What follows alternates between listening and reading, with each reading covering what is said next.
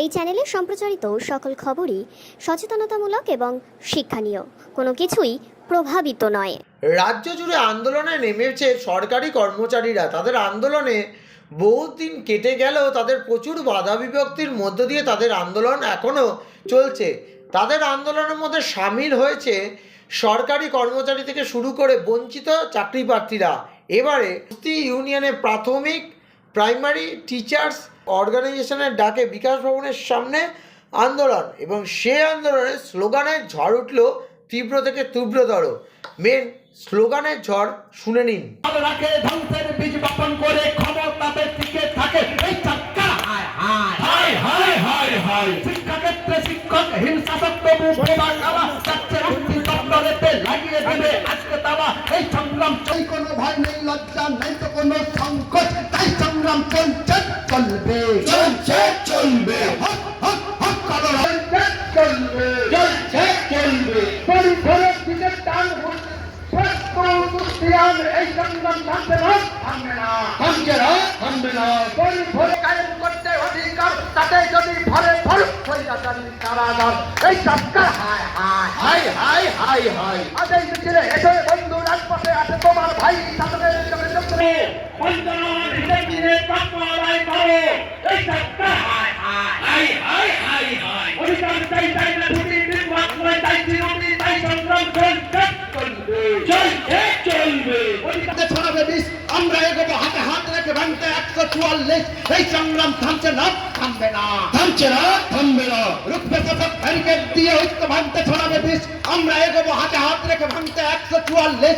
এই সংগ্রাম চলছে চলবে। জল কামানার বন্দুক ধারি করবে জলের সাড়ে সাত, দীপ্ত কণ্ঠে এগিয়ে দেবো বলবো কথা বঞ্চনার।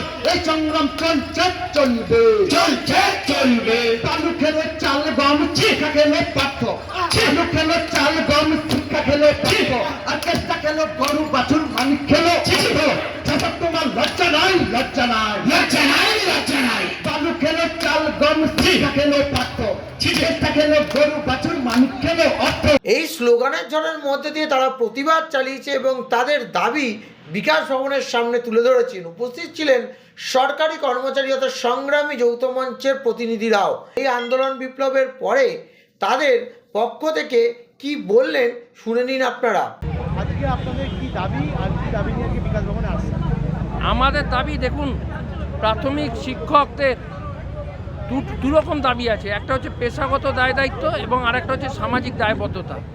দুটো দাবি নিয়েই আমরা আছি। যেমন মনে করুন, স্কুলে কম্পোজিট গ্র্যান্টের টাকা দীর্ঘদিন ধরে দেওয়া হচ্ছে না, হেড টিচারের কোনো ইনক্রিমেন্ট নেই, জুনিয়র টিচারদের একটা লেভেল অবধি সিনিয়র টিচারদের থেকে জুনিয়র টিচারদের লেভেলটা বেশি হয়ে গেছে, সেই অসাম্য দূর করা।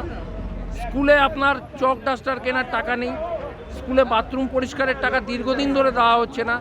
এই সমস্ত দাবি দাওয়া নিয়ে, এছাড়া যে সামাজিক দায়বদ্ধতা, যে আপনার মিড ডে মিল 6 টাকা 19 পয়সায় চালানো খুব দুরূহ ব্যাপার। এছাড়া সরকার যে পোশাকটা দিচ্ছে, পোশাকটা খুবই নিম্নমানের পোশাকের কোয়ালিটি, এটা নিয়ে আমরা বারবার অভিহিত করেছি, তারপরও একই জিনিস করা হচ্ছে। এই সব দায় দায়িত্ব নিয়েই আজকে আমাদের এই বিকাশ ভবনের ডেপুটেশন। এবং আরেকটা বিষয় আছে, অনেক টিচারই দীর্ঘদিন যাবৎ চাকরি করছেন, কিন্তু তাদের বাড়ি থেকে অনেক দূরবর্তী জেলায় ট্রান্সফার করে রাখা হয়েছে। আমরা চাই নতুন নিয়োগের আগে তাদের সবাইকে নিজের জেলায় ফিরিয়ে আনা হোক। আপনার নাম? আমার নাম সন্দীপ ঘোষ, আমি উত্তর ইউনাইটেড টিচার্স অ্যাসোসিয়েশনের সভাপতি।